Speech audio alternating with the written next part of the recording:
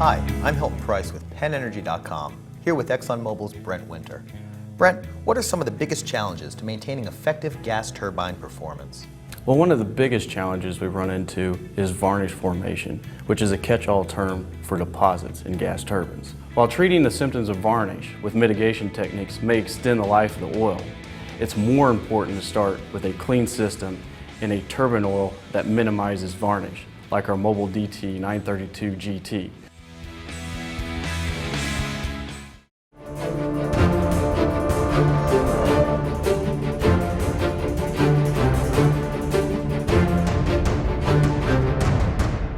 Hi, I'm Russell Ray, Chief Editor of Power Engineering Magazine and Chairman of PowerGen International. As you can see behind me, PowerGen International is well underway here in Orlando, Florida. We have about 1,400 exhibiting companies this year, and we're expecting more than 21,000 people to walk through the doors here at the Orange County Convention Center in Orlando. We had a great keynote session this morning. Our keynote panel featured 4 outstanding speakers, including former EPA Deputy Administrator Bob Perciasepe, who shared his perspective about the controversial Clean Power Plan and climate change. There's 1,000 views here on maybe 6,000 views on what the EPA Clean Power Plan means.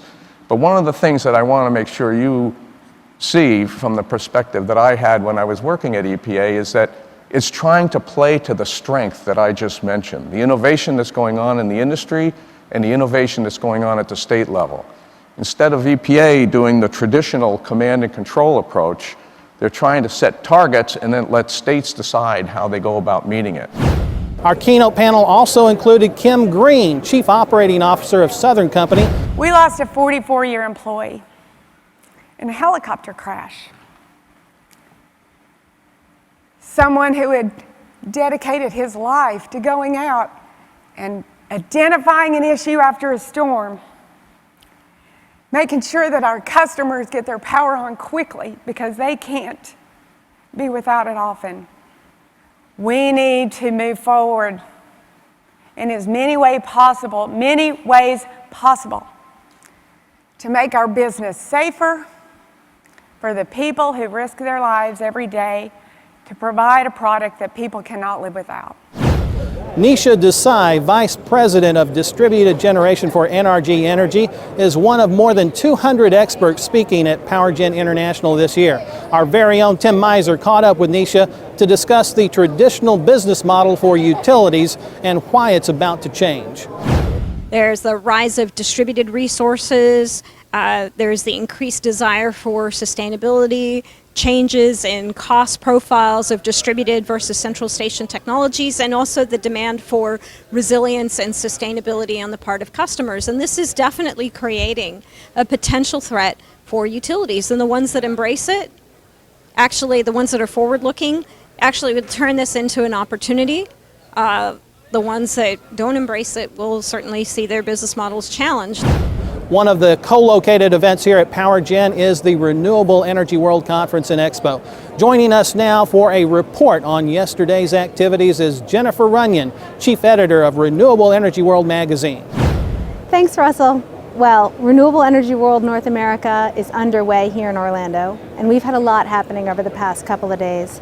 On Monday, I attended a tech tour at the Harvest Power Energy Garden, featuring an anaerobic digester that makes biogas for combined heat and power that's fed into the grid. The company takes food scraps and fog, fats, oils, and grease from Disney, mixes that with TWAS, which is thickened waste-activated sludge from its nearby wastewater treatment plant, and uses that mix to make power.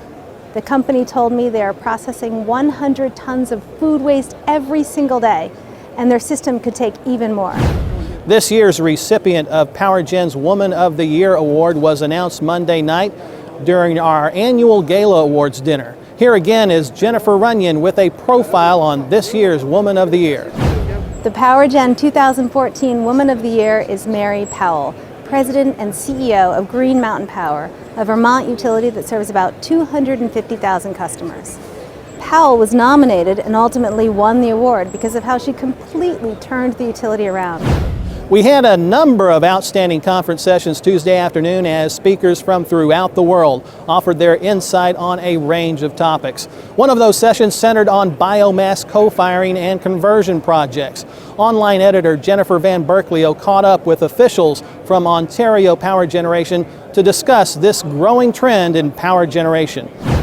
And tell me a little bit about the technology that you utilized. Was it costly, or how did you go about finding the right technology to use?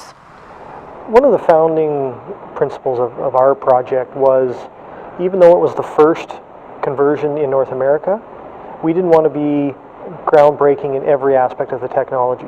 So we searched the world for the best existing technologies for each piece of the process, and the real first was putting them all together for the first time.